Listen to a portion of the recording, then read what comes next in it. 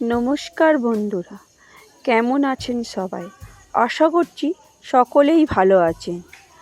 মানসী এভরিথিংসে সকলকে স্বাগত জানিয়ে আজকে শুরু করছি আমি একটি নতুন ধরনের ইউনিক একটি রেসিপি। হ্যাঁ, সেটি হলো কচু চিংড়ির ভর্তা। এই কচু চিংড়ির ভর্তা এমনভাবে বানানো হবে যে এইভাবে বানালে কচু যে গলা চুলকায় সেটি হবে না এবং খেতেও খুব দুর্দান্ত স্বাদের হবে। তাই চলুন দেখা যাক রেসিপিটা। এখানে এই মানকচু নিয়েছি, দেখুন এখানে একটু মানকচু নিয়েছি।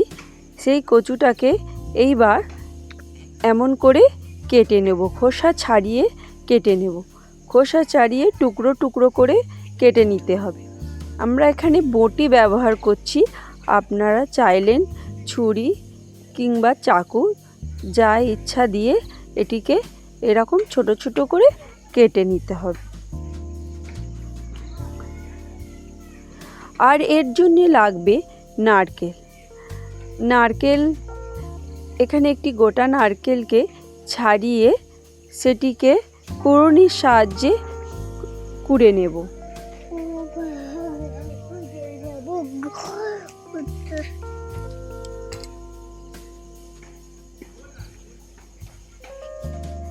এই সমস্ত রেসিপিটা রান্না করছে মা, তাই নারকেল কোড়া, নারকেল ছাড়ানো সমস্ত কিছু মা নিজের হাতেই আজ এই কচু চিংড়ির ভর্তাটা বানিয়ে দেখাচ্ছে, সেটাই আপনাদের কাছে শেয়ার করলাম। নারকেল কোড়া হয়ে গেছে, এবার এই দিকে কিছু চিংড়ি নিয়েছি। সেই চিংড়িতে লঙ্কা এবং হলুদ মাখিয়ে এটিকে হালকা করে ভেজে নিতে হবে। আর মিক্সিং বোলের মধ্যে নিয়েছি সেই কুচানো কচুগুলোতে, আর দিয়ে দিলাম নারকেল কুড়া, একটা বড় সাইজের টমেটো কুচো,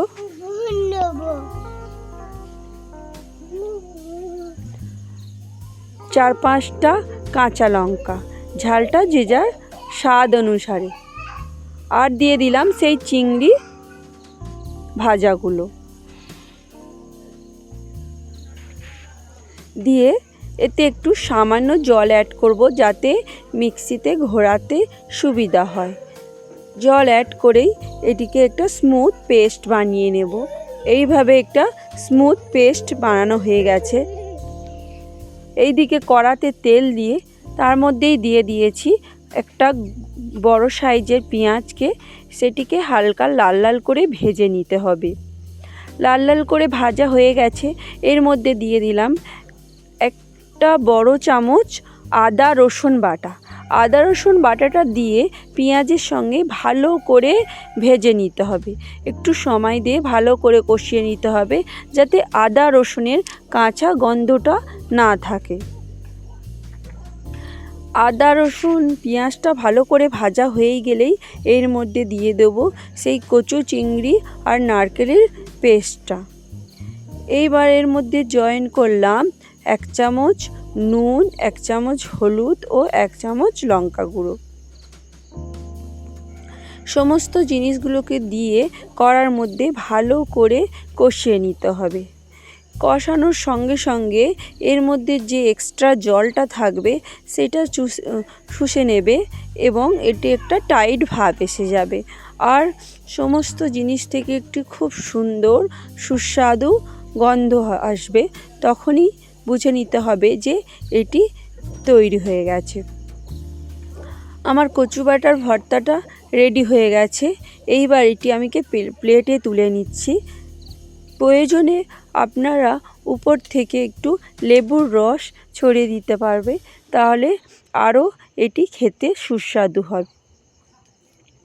এইভাবে কচু বাটার ভর্তা বানালে খেতে যেমনই দুর্দান্ত স্বাদের হয়, তেমনই এটি গলাতে কোনো চুলকানি আসবে না এবং দুপুরের গরম গরম ভাতের সঙ্গে খুব দারুণ লাগবে এই কচু চিংড়ির ভর্তা।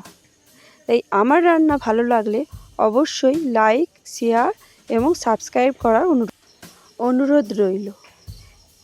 Thank you for watching. আবার আসবো নতুন একটি রান্না নিয়ে। সকলে ভালো থাকবেন এবং সুস্থ থাকবেন।